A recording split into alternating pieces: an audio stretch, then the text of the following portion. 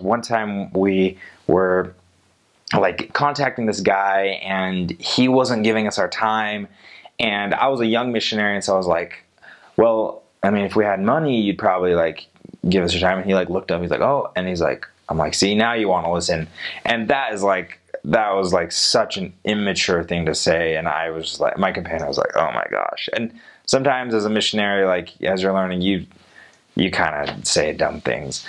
And I felt bad immediately, and I was like, oh, like I just felt bad for saying that. And then we left, and we were walking back to our house, and I was like, you know what, I'd love to I'd like to write this guy a note and say I'm sorry. So we swung by later that afternoon, wrote a note, and he wasn't there, so I wrote a note and like left it where we found him. And then we were going back to that place again at night, and I was like, hey, Elder, this is the guy that we said that to. Maybe let's check and see if he got the note. And he's like, okay, yeah. So I'm yelling at him, kind of like, hey, you know, from his, like outside his door, I'm outside his fence. I'm like, hey, just want to know if you got that note. I'm really sorry. Lo siento. Like, perdóname.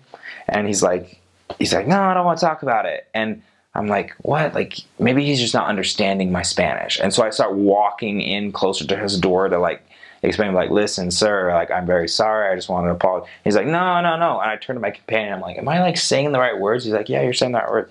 And I'm like, look, I just want to apologize. And I see him reach for a machete and like pick it up. And I'm like, oh, and I just run. And I was running away, and I could just, in my mind, I was just imagining this machete like hitting my back, and I was like freaking out. And yeah, apparently that guy wanted to kill us later. We never walked by there again, but it was crazy. So that was a crazy / dangerous experience. So sometimes it's better just to let things go, you know, as a missionary. You don't need to worry about like repairing all your damages, you know, just let things go. One more crazy experience, I fell in sewage one time. Like, they call it aguas negras, and it's basically just like the sewage system in Veracruz, Mexico isn't that great. I mean, it just kind of goes into the street. One time I was like super dedicated walking, and I step off this curb, and then all of a sudden I go clunk, and like I'm knee deep in sewage, and I'm just like, oh, you know, I just like smelled bad, and I just kind of like laughed it off, and I walked back to our house and showered and changed. So yeah, you gotta keep your eye, you gotta look up, you know. Ironically, the most extreme weather that I experienced was extreme cold. There was one, I have no idea what happened that year, but all of a sudden Veracruz just got really cold, like around Christmas time, and we had to go and like find blankets to wrap ourselves in, and it was just such a weird experience. Like, we're in Veracruz, Mexico, and we're cold. So that was crazy. I learned how to kill a chicken, but I did not do very good at it. Like, I could not do it. So that was kind of some random. I learned how that process works. Oh, I also learned how to make handmade tortillas.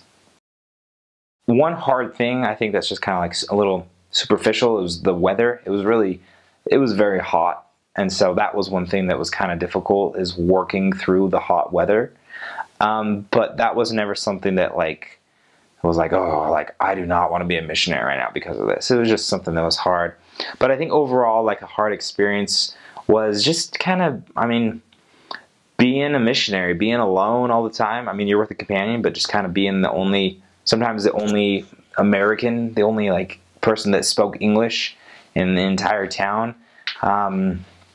And trying to communicate, and you're learning, you're growing, you're learning about yourself and who you are and what you want to become as you're trying to help others, and people are like turning you down and saying they don't want to talk to you. And so that was kind of, that emotional side of things was difficult, but the mission is set up in a way to help you kind of get through those tough times. They have, you know, zone conferences that kind of really help build up your animo, is what they call it. Build up your excitement about the mission. They have a loving mission president for you. So like the mission system is set up in a way to help you get over those emotional, trying times.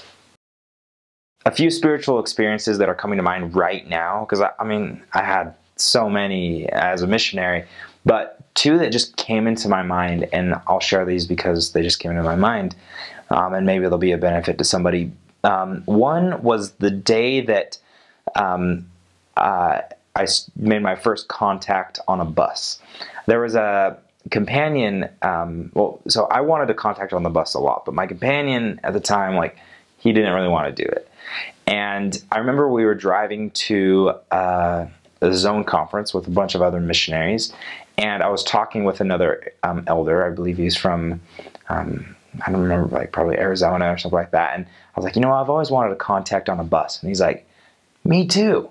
I was like, you know what, like let's do it. And he's like, okay. Like on the count of three, we were like 1, 2, 3. And then we just like both got up, like two young missionaries, and we just started like going to the front of the bus and just kind of like contacting and talking to people. And I think we noticed like a few of the other missionaries kind of like started doing that as well. But it was that day that I started to contact on the bus more. And another experience that's kind of like that is the day that I started to contact while on P-Day, on preparation day. And a lot of people are like, oh, it's preparation day, I'm not going to contact today or try and teach any lessons. But I set the goal that I wanted to, on preparations day, to still make contacts with people when we were at the store or on the way to the bus. And it just felt good that even though it was preparation day, I was still working and still looking for people to teach. So those are two experiences that I have that are like really, that were just great moments for me. Days that I felt the Spirit and days that I felt the Lord was like really helping me overcome like a little fear so that I could be a better instrument in His hands. As far as packing items, I think following the packet is pretty great. I mean, that's, they make that packet, I mean, based off of, I think, a lot of input from a lot of other missionaries who have been in that area. So following that packet is great to the best of your ability. I would say take a good suitcase. I mean, because your suitcase kind of gets torn up. So if you have to spend a little extra money on a nicer suitcase, later, towards the end of your mission, you'll be grateful that you have a strong suitcase. I remember I was like, oh, I want to like save on space and save on like on weight, so I'm gonna buy like just a thin suitcase. And by the end of my mission, that thing was like torn up because you're traveling all the time. So I would say as much like try and get a good suitcase, something that's pretty durable, and as well as like a good duffel bag or a good like mini suitcase, things that you can be carrying around a lot and are really sturdy. I don't know if there's any funny language mistakes that I made. I had a pretty good knowledge of Spanish before because I lived in Mexico when I was 13 for a little bit, so I don't think I made any weird mistakes. I was perfect. No, not really. Or maybe I would just like erase them from my memory, all these bad mistakes, and I'm like, yeah. Advice for a returned missionary. I'm basically just giving advice to myself because I'm still learning on how to be a better returned missionary. But I would say the advice I can give for first coming back from the mission, like those first few weeks that you're back, is start working again. Either find a job or start school up again or do something so that you are busy. I got back and my trainer, I called him on the phone and I was like, do you have any advice? And he's like, he said the same thing. He's like, start working, find a job or do whatever. He's like, when I got back, I was offered a job as soon as I got back, but I didn't take it because I kind of wanted to take a break. And he's like, and then after, he's like, then I struggled to find a job after that for the longest time.